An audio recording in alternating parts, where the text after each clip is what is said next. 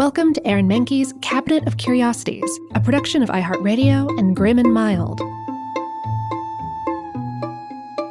Our world is full of the unexplainable.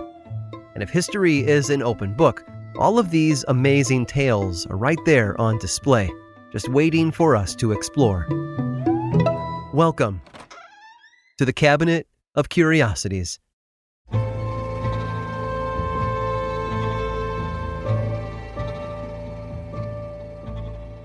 First impressions are everything.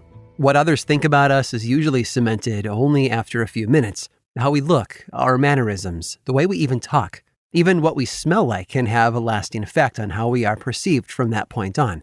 And in the case of Gloria Ramirez, she was a perfectly nice woman. She just made people sick to their stomachs. On the night of February 19th of 1994, Gloria was rushed to California's Riverside General Hospital Emergency Department.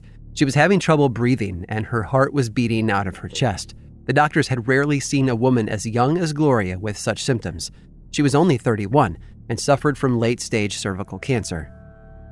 The paramedics wheeled her into a small curtained room as the doctors swarmed around her. They asked her questions about what had happened and if she knew where she was. She tried to answer, muttering sounds no one could understand. Gloria was pumped with a cocktail of drugs to calm her heart and sedate her. A respiratory therapist named Maureen Welch clamped a self-inflating resuscitator over her mouth and nose, squeezing the rubber bladder to fill her lungs with air.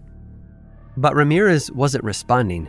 Her vitals were fading fast. One doctor removed her shirt while someone else brought in a defibrillator. As they were sticking the electrodes to her chest, a few people noticed her skin glistening, as though it had been coated in a thin layer of grease. When Welch pulled the resuscitator away from Gloria's face, she smelled a strong garlic odor coming from her mouth. Another nurse, Susan Kane, tried to take a sample of Gloria's blood. She stuck the syringe into her arm, and as the blood drained into the tube, the smell of ammonia filled the room.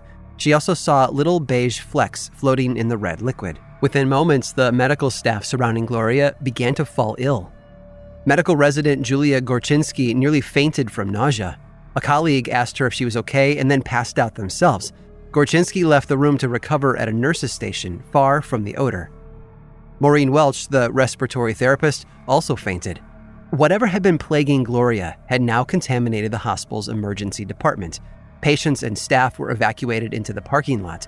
23 people needed medical attention after being in close proximity to Miss Ramirez. 5 of them had to be hospitalized. A small team stayed behind to try and save Gloria, performing CPR and shocking her heart with a defibrillator for almost an hour. But nothing worked. At 8:50 p.m., Gloria Ramirez was pronounced dead. The cause? Kidney failure.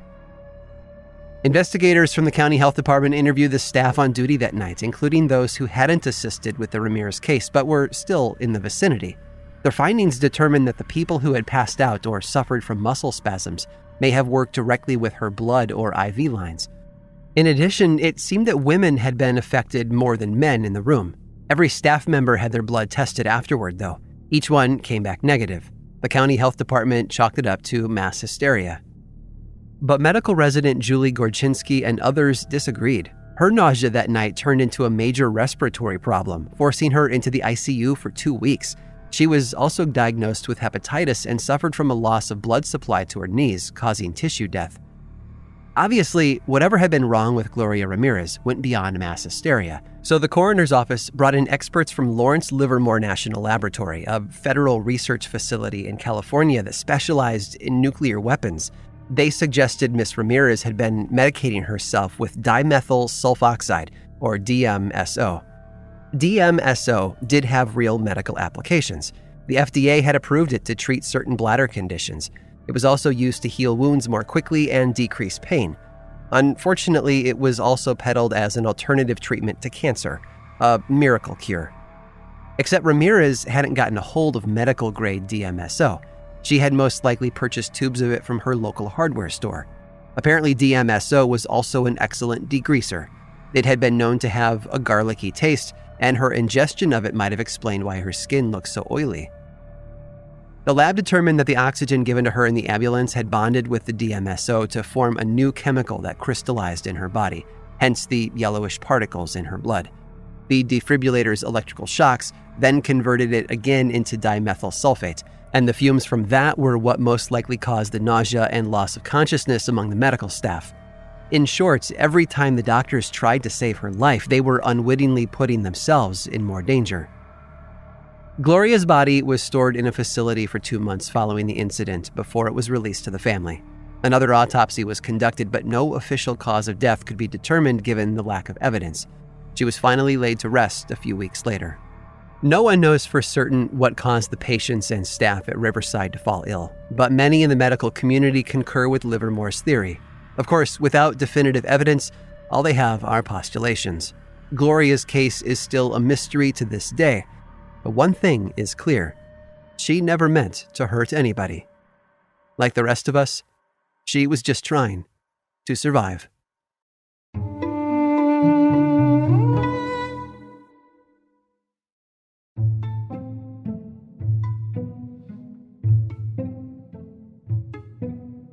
The thing about violent criminals is that sooner or later they end up getting caught.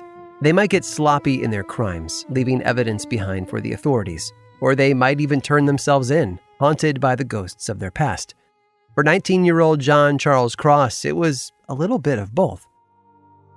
In 1954, a new hotel opened up in Miami Beach, Florida. It was called the Fontainebleau, and it became famous for appearing in such films as 1983's Scarface and the 1964 James Bond hit Goldfinger. But before 007 ever stepped foot in its lobby, the Fontainebleau was the site of a horrible crime. It was February of 1961, and John Cross had been riding high. For 6 days, the New Jersey native had been living in Miami under the name of Dr. Herbert Waters, using stolen credit cards. He had checked into the massive Fontainebleau as part of his spree, occupying a room that cost $41 a night. Today, that same room would run you over $350. Cross had been suspected in several states of stealing cars and passing bad checks. On February 11th, hotel management presented him with a bill for his room, as well as the food that he had ordered during his stay, all of which totaled nearly $400. Cross told them that it wouldn't be a problem. All he had to do was run down to the hotel's credit manager to cash a check, and then he'd be able to pay the bill. He stepped into the office of A.H. Jordian, a hotel's credit manager, with his bill in hand. Jordian informed him that he would need to settle it up right then and there to avoid any further issues. Cross had no problem with that. He presented a check for the credit manager to cash, which would cover his debt. Jordian examined the check and then asked Dr. Waters for identification. You won't be surprised to hear that he didn't have any. Jordian got on the phone with the hotel's detectives. Separate from hotel security, who wore distinct uniforms to alert guests of their presence, hotel detectives walked around in plain clothes to better blend in with the clientele. They hung out in common areas and kept eyes on comings and goings, leaving the enforcement to the uniformed guards. Moments after Jordian called the police, a detective arrived to escort Cross away. The police would deal with him now, except Cross wasn't about to let some hotel cop stop his spending spree. He drew a pistol and shot the man 5 times before escaping out into the lobby. And that's where another detective, 53-year-old Louis Joseph Behrens, was waiting for him. Cross aimed the gun at him, but quickly decided Behrens would be a better hostage than a victim. Cross fled to the parking lot with the detective in tow, pulling on the handles of parked cars as he passed them, looking for an open one. On a second try, a door opened, and to his good fortune, someone had left the keys inside. Cross didn't get too far, however, as the police were already in pursuit and stopped him in front of a neighboring hotel. A standoff ensued shortly after. One officer shot at Cross and missed twice. Behrens took the opportunity to try and wrestle the gun out of the young man's hand, but accidentally set it off and shot himself in the knee. Cross bolted from the car on foot, but he didn't make it far. Another officer gave chase and tackled him a short while later. John Charles Cross was arrested and charged with the murder of the hotel detective. Jury summons were issued all around the county, including to a former firefighter named William J. Alsop. He and his wife were newcomers to Miami, having moved there from New York City a few years before. Sadly, Mrs. Alsop was forced to return her husband's jury summons to the court. Her husband, you see, couldn't serve on the jury of the John Cross trial because he had died a few months earlier while on duty at his new job, working as a hotel detective at the Fontainebleau. He'd been shot 5 times. by John Cross himself. I hope you've enjoyed today's guided tour of the Cabinet of Curiosities. Subscribe for free on Apple Podcasts or learn more about the show by visiting curiositiespodcast.com. This show was created by me, Aaron Mahnke, in partnership with How Stuff Works. I make another award-winning show called Lore, which is a podcast, book series, and television show, and you can learn all about it over at theworldoflore.com. And until next time, stay curious.